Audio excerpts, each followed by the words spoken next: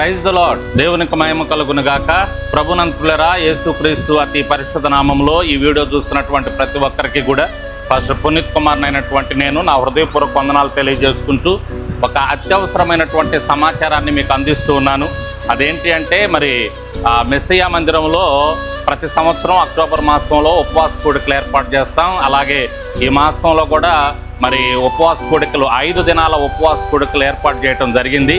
అయితే ప్రభునంతులరా, మరి వాతావరణం ఇబ్బందిగా ఉన్న దృష్ట్యా మరి ఈరోజు అంటే 2వ రోజు కూడికను ఆపివేయటం జరుగుతూ ఉంది.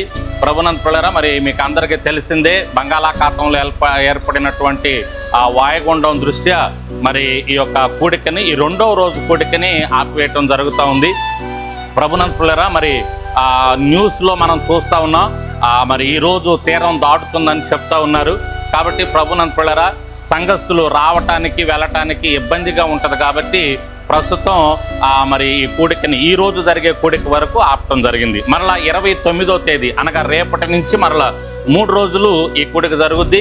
తప్పకుండా మీరందరూ ఏకీభవించాలని, ప్రార్థన చేయాలని ప్రేమతో కోరుకుంటున్నాను.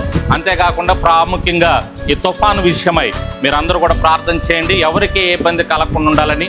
మరి ఆ తీరం దాటే సమయంలో గాలుల నుంచి కానివ్వండి, వర్షము చాలా భయంకరంగా ఉంటుంది. కాబట్టి వాటన్నిటి నుంచి దేవుడు కృప చూపించి ఎవరికి ఏ ఆపద రాకుండా మరి జరగాలని మీ అందరూ ప్రార్థన చేయాలని ప్రేమతో కోరుకుంటూ ప్రాముఖ్యంగా సంఘ బిడ్డలకు తెలియజేస్తా ఉన్నాను. ఈరోజు ఈ కూడిక ఆపివేయటం జరుగుతుంది.